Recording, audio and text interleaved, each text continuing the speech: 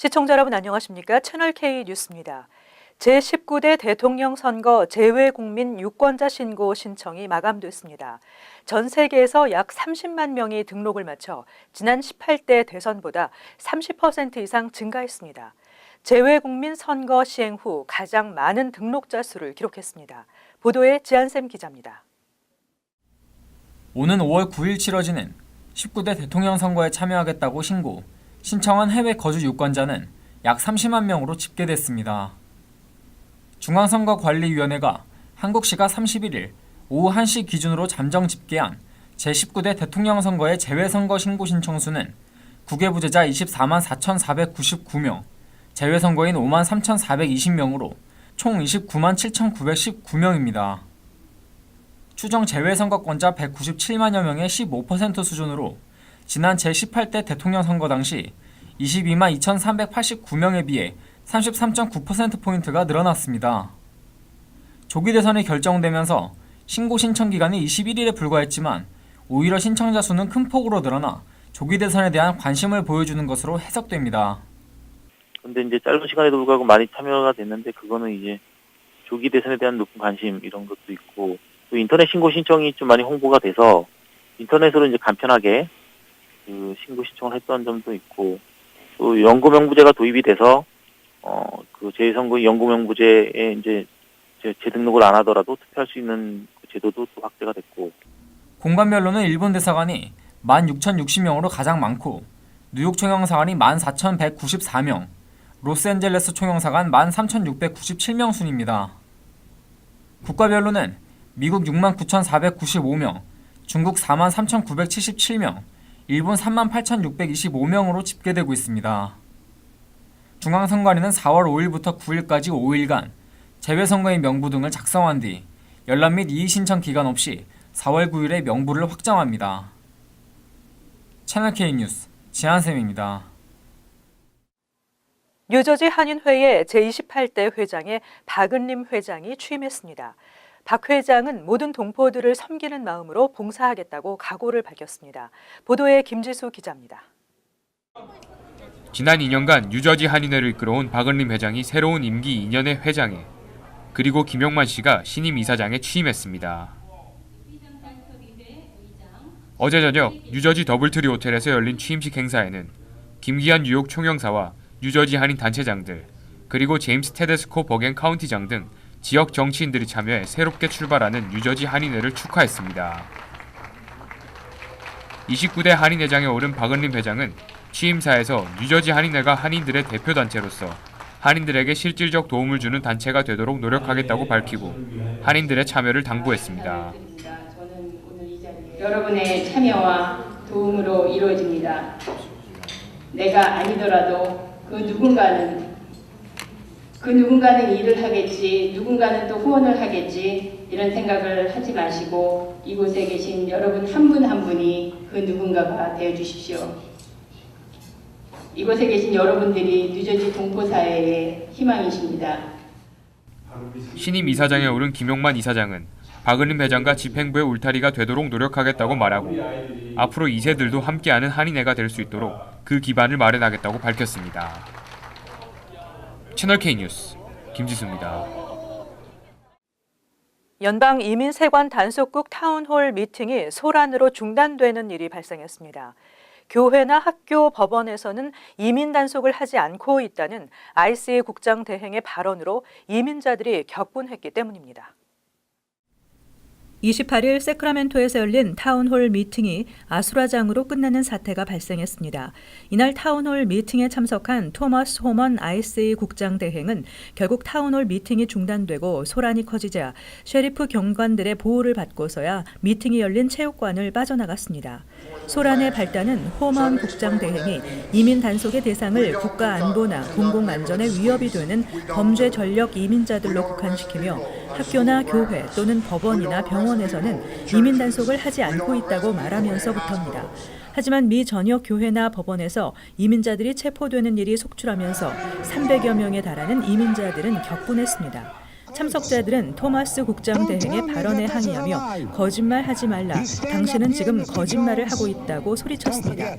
토머스 국장 대행의 발언은 갈수록 강도가 세지고 있는 이민 단속에 대한 불안감을 잠재우려는 취지였지만 참석자들을 격분시키면서 결국 미팅이 중단되는 사태로 발전했습니다.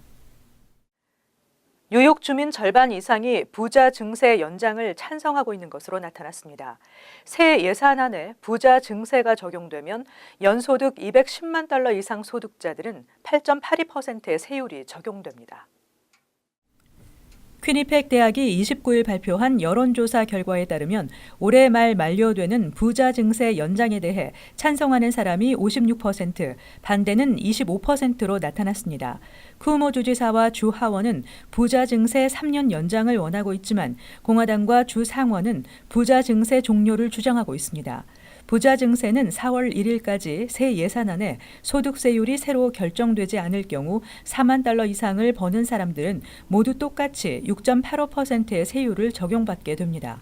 하지만 부자 증세가 적용되면 연소득 210만 달러 이상 고소득자들은 8.82%의 세율이 적용됩니다.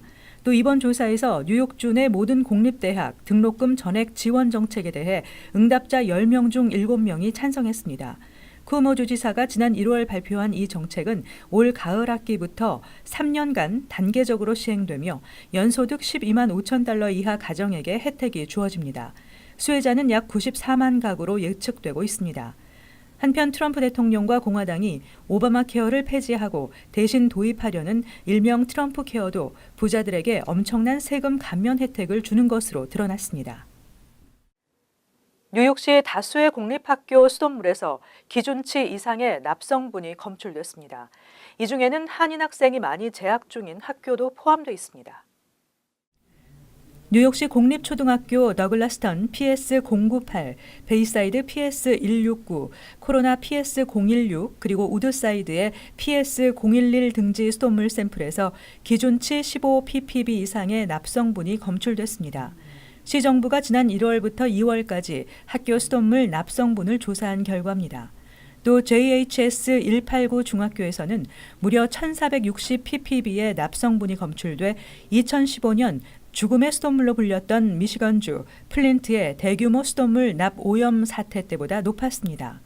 학생들이 마시는 급수대에서도 248ppb 납성분이 검출된 것으로 WNYC가 30일 보도했습니다.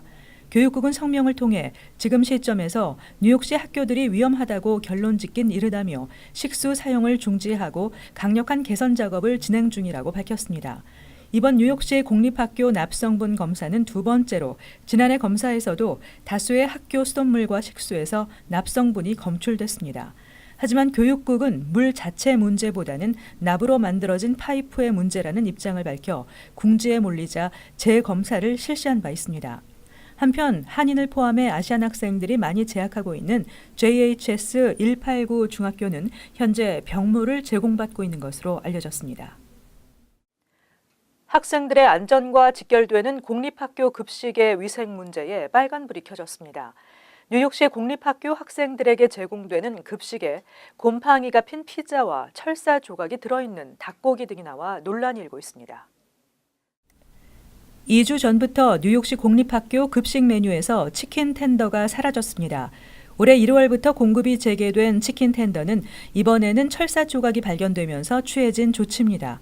또 지난달 17일부터 오는 4월 13일까지 시 전역에서 곰팡이가 핀 피자가 발견되면서 급식용 피자 공급도 일주일 전 중단됐습니다. 하지만 뉴욕시 교육청은 이 같은 사실을 각 학교를 통해 학부모들에게 즉각 전달하지 않아 학부모들은 모르고 있었습니다. 뒤늦게야 교육청은 학부모들에게 통보하겠다고 밝혔습니다. 빌 드블라지오 뉴욕시장은 시 교육청으로부터 제대로 된 정보를 제공받는 대로 공식 입장을 표명하겠다고 전했으며 레티샤 제임스 뉴욕시 공익옹호관은 이 문제에 대한 철저한 진상 파악이 필요하다고 밝혔습니다. 지난해에도 이 같은 일이 벌어졌을 때 마리온 네슬 뉴욕대학교 영양학과 교수는 앞으로도 학생들에게 건강한 음식을 공급하는 것보다 가격만 우선시한다면 이런 일은 계속 반복될 것이라고 강조한 바 있습니다. 그리고 이러한 일은 또다시 반복됐습니다. 일각에서는 공립학교들이 가격이 싸다는 이유로 가공식품을 제공하기 때문으로 보고 있습니다. 최근 연방정부가 스템 분야에 대한 지원을 확대하고 있는 만큼 스템 분야가 각광을 받고 있는데요. 뉴저지주가 전국 최우수 스템 분야 학교 탑10에서 절반을 차지한 것으로 나타났습니다. 교육정보 웹사이트 니치의 최근 발표에 따르면 전국 최우수 스템 분야 공립학교 중 뉴저지주 내 고교가 상위 10개 학교 안에 5개 학교가 포함된 것으로 나타났습니다. 라커웨이 소재 아카데미 for Mathematics, Science and Engineering은 전국 3위에 랭크됐습니다. 4위 역시 뉴저지 하이 테크놀로지 고교가 차지했고 6위에는 스템 미들섹스 카운티 아카데미가 이름을 올렸습니다. 9위는 바이 테크놀로지 고교, 해켄색에 위치한 버겐 카운티 아카데미는 10위에 올랐습니다. 뉴욕주 내에서는 유일하게 맨해튼의 스타이브센트 고교가 7위에 랭크되면서 탑10 안에 이름을 올렸습니다. 이 순위는 학교별 표준시험 성적과 AP 수업 등록률, 졸업생의 스템 전공생 비율 등을 바탕으로 매겨졌습니다. 한편 최근 연방정부 차원에서 스템 관련 연구기관과 교육단체 등의 지원을 확대하고 있습니다. 전국적으로 실시되는 컴퓨터 사이언스 에듀케이션 위크를 통해서 다양한 교육과 행사가 활성화되고 있습니다. 올해 대부분의 아이빌리그 대학의 합격률이 하락한 것으로 나타났습니다. 아이빌리그 소속 8개 대학은 30일 정시 전형 합격생을 일제히 발표했습니다.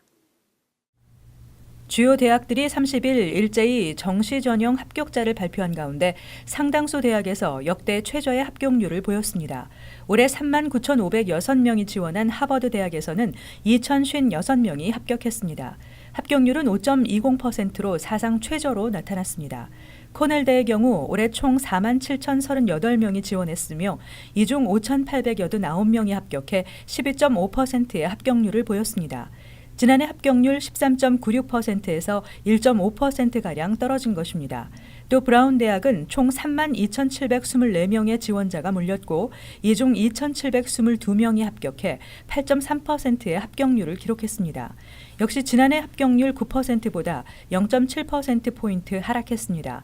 컬럼비아 대학은 전체 지원자 37,389명 가운데 2,185명이 합격해 5.8%의 합격률을 나타냈지만 이것도 전년도 합격률 6.04%보다 소폭 떨어진 것입니다. 이 밖에 다트머스대는 10.4%, 유펜은 9.2%, 프리스턴대는 6.1%의 합격률을 기록했습니다. 다만 예일대만이 유일하게 지난해 합격률 6.27%를 넘는 6.9%의 합격률을 나타냈습니다. 이번 신학기부터 새 기숙사가 문을 열면서 신입생 정원이 다소 늘어났기 때문으로 풀이됐습니다. 앞으로 많은 뉴욕 시민들이 거리의 키오스크에서 인터넷 서비스를 받을 수 있게 됩니다. 퀸즈 지역에 무료 와이파이와 휴대전화 충전이 가능한 멀티 키오스크 링크 NYC가 추가 설치됩니다. 29일 지역 뉴스 AM 뉴욕은 시 교통국의 말을 인용해 앞으로 8년에 걸쳐 쓸모없어진 공중전화 부스 7,500대를 링크 NYC가 대체하게 된다고 보도했습니다. 링크 NYC로 와이파이, 휴대전화, 태블릿 PC 등을 충전할 수 있습니다. 지금까지 뉴욕시 5개 보로에는 667대의 키오스크가 설치돼 시민들이 이용하고 있습니다. 현재 추가 설치되고 있는 150개의 키오스크는 올 봄이나 여름쯤부터 작동됩니다. 추가 설치 지역은 퀸즈는 아스토리아, 롱알랜드, 레고파크, 엘머스트, 써니사이드, 포레스트 힐이며 브루클린 지역은 플랫부시, 디트마스 파크, 파크 슬롭, 크라운 하이츠, 브롱스는 멜로스, 포담 하이츠, 맨하탄은 할렘과 미드타운 등입니다. 또 개인정보 유출 등의 우려에 따라 새로 설치되는 키오스크에는 개인정보를 저장하거나 공유하지 않도록 업데이트했습니다. 한편 노숙자들이 키오스크를 독점해 야한 동영상을 본다는 문제점이 지적되면서 앞으로는 이용자 자신의 휴대전화나 태블릿 PC가 있어야 와이파이 사용이 가능하도록 기능을 바꿨습니다. 한편 더 많은 뉴욕 시민들이 앞으로는 키오스크를 통해 전화를 걸고 311에 접속하거나 내비게이션 서비스를 이용할 수 있습니다. 이미 2016년 60만 명이 링크 NYC에 등록해 인터넷을 이용하고 있습니다. 이어서 LA 지역 한인사회 소식입니다. 캘리포니아주에서 교통사고로 숨지는 보행자 수가 전국 최고 수준으로 나타났습니다. 미 고속도로 안전협회 분석에 따르면 캘리포니아주에서 횡단보도를 건너다 숨진 보행자 수는 지난해 6천 명으로 전국에서 가장 많은 사망자가 발생하고 있는 것으로 조사됐습니다. 특히 이는 전년 대비 11% 증가한 수치로 전문가들은 최근 경제 수준이 향상됨에 따라 건강을 중요시 여기는 경향으로 운동하는 사람들이 늘면서 보행자 사고 역시 급증하고 있는 것으로 분석했습니다. 또 핸드폰과 전자기기의 이용이 보편화됨에 따라 횡단보도를 건널 때 주의를 기울이지 못하는 점 등도 사고 증가의 주 원인이라고 전문가들은 덧붙였습니다. 한편 인구 수에 비례해 집계된 보행자 사망률에 따르면 델라웨어, 플로리다, 애리조나주가 보행자 사망률이 가장 높고 노스다코다, 사우스다코다, 와이오밍은 가장 낮은 주로 나타났으며 캘리포니아주는 전국에서 13번째로 보행자 사망률이 높은 주로 나타났습니다. FDA 법규를 정확히 파악하고 한국 기업들의 수출 전략을 구상해보는 세미나가 오늘 LA 한인타운에서 열렸습니다. 한국상사지사협의회 키타와 LA 총영사관 그리고 AT-LA 지사는 오늘 LA 한인타운에서 FDA 법규 준수도 재고를 위한 기업 지원 세미나를 개최하고 미국의 수입 규제에 대한 정보를 공유하고 한국 기업들의 대응 방안을 모색하는 시간을 가졌습니다.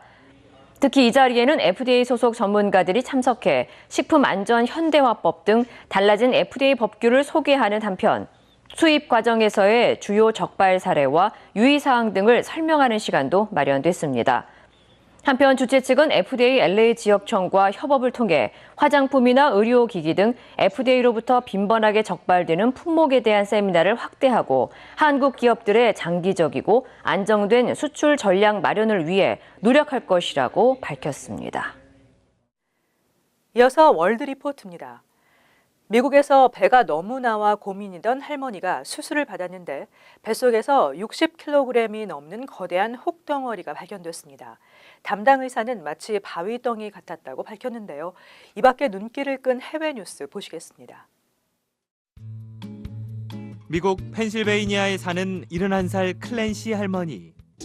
얼마 전까지만 해도 할머니는 너무 뚱뚱한 게 고민이었습니다. 몸무게만 158kg. 게다가 배는 어찌나 빵빵한지 임신이라도 한 것 같았습니다. It just was like being pregnant, you know, a huge baby was in there, you know. 그런데 다리가 불편해 병원을 찾은 할머니는 뱃속의 비밀을 알게 됐습니다. 난소에 60kg이 넘는 초대형 종양이 자라고 있었던 겁니다. 할머니는 서둘러 수술을 받았고 수술 5시간 만에 거대한 혹덩어리가 정체를 드러냈습니다. Oh, it was like a boulder. It was exactly like a boulder. It was huge. Yeah. 혹 때문에 늘어졌던 피부도 잘라내면서 할머니는 하루아침에 90kg을 줄일 수 있었습니다. 바위 같은 혹덩어리를 16년 동안이나 뱃속에서 키워온 할머니는 이제 정말 속이 후련하다고 말했습니다. 반면에 태국에선 수년 동안 관광객들이 연못에 던진 동전을 먹었던 바다거북이 끝내 목숨을 잃었습니다.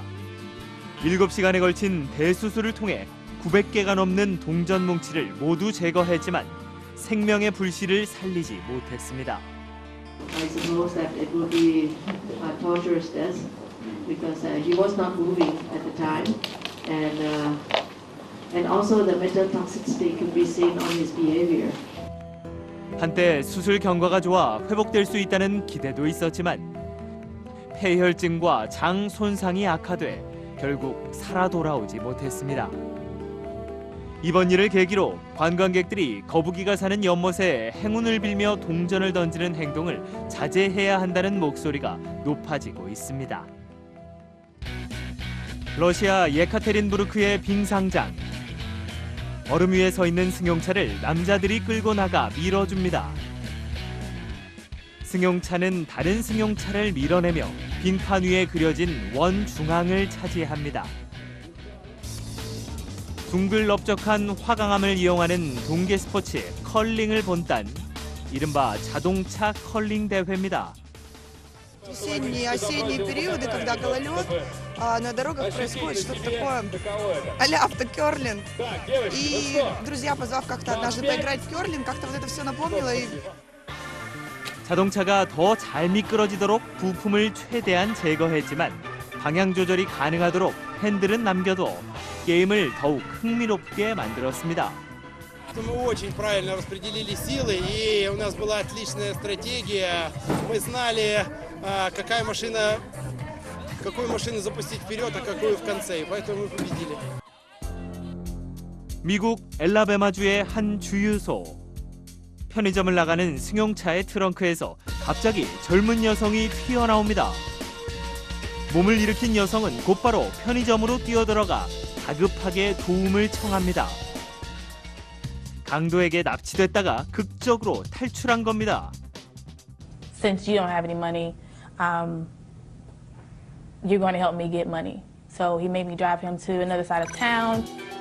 강도는 피해 여성에게 돈을 요구하다 거부당하자 여성의 차를 빼앗고 트렁크에 납치한 것으로 알려졌습니다. 다음은 간추린 소식입니다. 30일 한국 법무부는 4월 1일부터 한국에 입국하려는 우범 외국인에 대해 탑승자 사전 확인 제도를 전면 시행한다고 밝혔습니다.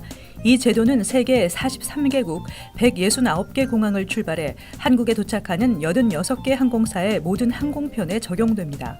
지난 2년 동안 시범 운영한 결과 우범자 2,271명의 탑승이 사전 차단됐습니다. 국경 관리를 강화하고 국가 안보에도 기여할 것으로 기대되고 있습니다. 이민자들의 푸드 스탬프 신청이 급감하고 있습니다. 이민자들이 연방정부 복지 프로그램 혜택을 받을 경우 이민 당국의 표적이 될 수 있다는 두려움 때문입니다. NPR 방송은 28일 트럼프 대통령 취임 이후 저소득 이민자 가정의 푸드 스탬프 신청이 크게 줄고 있으며 일부 지역에서 20% 이상 떨어졌다고 보도했습니다. 이민 단속 대상이 될 것을 우려해 취소를 요구하는 경우도 크게 늘고 있습니다. 뉴저지주 검찰에 따르면 30일 오후 2시 45분쯤 크랜베리 타운십 몰리피처 휴게소에서 픽업 트럭에 타고 있던 운전자가 경찰이 쏜 총에 맞아 현장에서 숨졌습니다. 당시 고속도로 경찰은 해당 휴게소에서 수사를 벌이고 있었으며 숨진 남성은 픽업 트럭 안에 앉아 있었고 경찰은 또 다른 차량을 쫓고 있었습니다.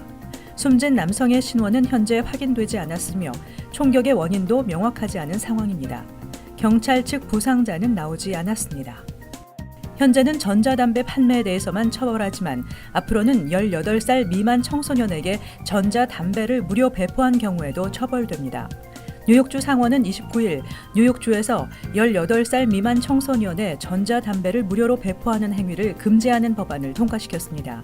실제 일부 전자담배 제조업체들은 뮤직 페스티벌 등 축제 기간에 전자담배 샘플을 청소년들에게 무료 배포하고 있습니다. 이어서 환율과 증권 소식입니다.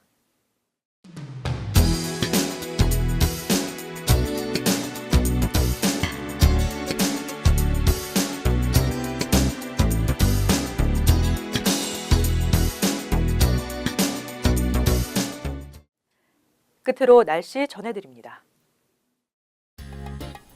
토요일은 오전 중 비가 내리겠고 계속 흐린 하늘이 이어지겠습니다. 낮 최고 기온은 46도, 섭씨 8도, 밤 최저 기온은 37도, 섭씨 3도 예상됩니다. 일요일은 포근한 날씨에 간간히 구름이 끼는 대체로 맑은 날씨를 보이겠습니다.